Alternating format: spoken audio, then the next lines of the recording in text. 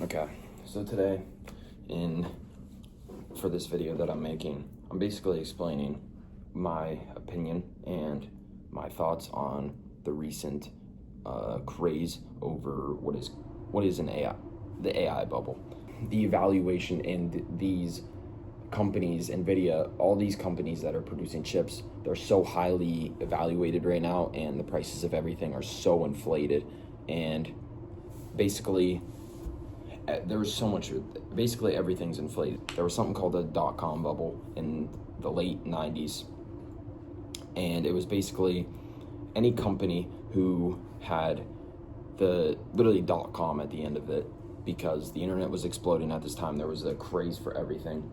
There was a huge amount of craze for anything internet related. So these companies, these .com companies, would, regardless of if they met their earnings or not, they exceeded earnings, they beat earnings, these companies wouldn't beat earnings, yet their stocks would be so highly valuated. Why? Because everyone wanted to be a part and have money invested into these .com companies because of how much they were exploding, and a lot of people were making money at this time. So what I want to get into is NVIDIA. NVIDIA has a $4.5 to $5 trillion market cap. They're supplying a bunch of other companies. They are the chip makers, so their chips are being thrown to AI companies like OpenAI. OpenAI takes these chips, uses them, makes the product. You would think these chips are the product. No, the chips aren't the product. Why? Because the chips are being used for the AI. AI is the product we use. Now, you have to remember, OpenAI, the biggest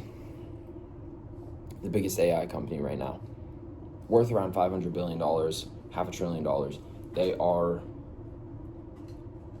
They've actually pulled in around $13 billion of annual revenue. And what does that mean? They're not meeting their margins. Over the next decade, they're supposed to be spending around $1 trillion. Now, how are they going to meet that? How are they going to produce when they only are making $13 billion a year? See, that's the question that I don't know, and a lot of other people don't know. Are they losing money? I think so. And how are they going to overcome that? I don't know. But back to NVIDIA. NVIDIA makes the best chips. I think everyone has agreed on that. If everyone agrees that NVIDIA makes the best chips, what can they do? They can just keep on raising the prices of their chips because the demand is so high. And people are going to buy them regardless because they are the best chips. You have to think, with a $5 trillion market cap company, worth more than the entire pharmaceutical industry combined, what happens when NVIDIA starts to collapse? Not collapse. What happens when their market cap starts to fall? They start to not beat their earnings. What happens when people start losing faith? And what happens when NVIDIA starts to fall? Everything else around them falls, because everything else around them is built on the money that NVIDIA basically gives them in the tech. Not everything, because you have companies like AMD, XAI, Intel, not XAI, but you have AMD and Intel. These are other chip makers and semiconductor companies. You have money being flown around through all these things. And you have constant agreements and things like this being created through all these between AI companies, between companies like Microsoft. You have all this money being passed around, like hundreds of billions of dollars. I'm talking about hundreds of billions of dollars. And you have to think, how is OpenAI, with a $13 billion income, going to be able to produce at the rate of spending $1 trillion in the next decade? Who knows? And then you also have NVIDIA paying OpenAI to buy their chips for 25% less than the chips actually sell for. This gives OpenAI an opportunity to spend less. But what happens there? Because why would they ask them to pay 25% less? Well, these chips are they're the best chips. NVIDIA uses that other 25% that they gave a discount on to OpenAI. They take that discount and they buy they buy parts of OpenAI. So they take ownership. So I think the biggest thing is these companies like NVIDIA, it has a grasp on everything. So I think the biggest worry is just what happens when these massive, just huge companies like NVIDIA, what happens when they fall? Everything else does as well. Everything else loses the value that it has currently, because right now everything is extremely high. Everything is inflated, just like the dot-com bubble. And then you have to understand, you have to take into account, the market is so uncertain right now. You have market instability from tariffs. That's a big thing. You have market instability from tariffs. You have legislative control over AI because the government doesn't want individuals making these startups to have hold on the most powerful things that will be the most powerful things in 20 years from now. The government wants to own that. Why? To control us. Simple.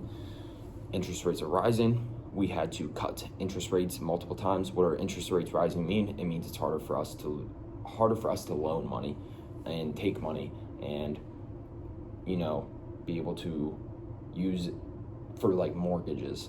And it's harder when interest rates are higher. NVIDIA right now the demand for these chips are unheard of. So they can just keep on raising the price. And honestly, they can subsidize their price of their own chips, and the stock market will reward them, because everybody thinks these chips are the future, and they're creating AI, which are the future. So everybody is in a market exploration right now, or price exploration. It just keeps going up, and I think you have to think, what happened the last time, in the previous times, where prices of certain industries just kept going up and people just kept hyping it up. Things do crash at some point. They can't always keep going up because money runs tight, and the producers will run into a stop or a halt at one point. So it is when you see price acting like it is, I think it is more correct to just wait and sit on your hands, not invest in anything with how high things are. It is, honestly, it doesn't make any sense to invest right now. That is not financial advice, but that's what I'm doing. I'm just sitting on my hands waiting. Another funny thing I wanted to throw in too, if you've ever watched the movie The Big Short, there is a character named Michael Burry. He's a real person, and he did short the housing market collapse in late 2007, 2008, when the stock market crashed all around the world. He saw it coming. He saw the bubble. Right now, he shorted NVIDIA. He shorted Palantir, a chip maker and robotics company. I want to leave it off there. I wanted to brain dump some of the stuff I learned. I'm going to throw in a few points the better picture of this, because this behind me is just like a diagram that I quickly drew up that I just wanted to sit here. I am in college right now. I'm currently at a library. I'm kind of just wanted to brain dump some of the stuff I learned. If I think about more stuff, I will make another video. This was kind of just like a quick little educational video for other people around my age. If you're not really paying attention to this stuff, you should, because it is the future and you don't want to get left behind.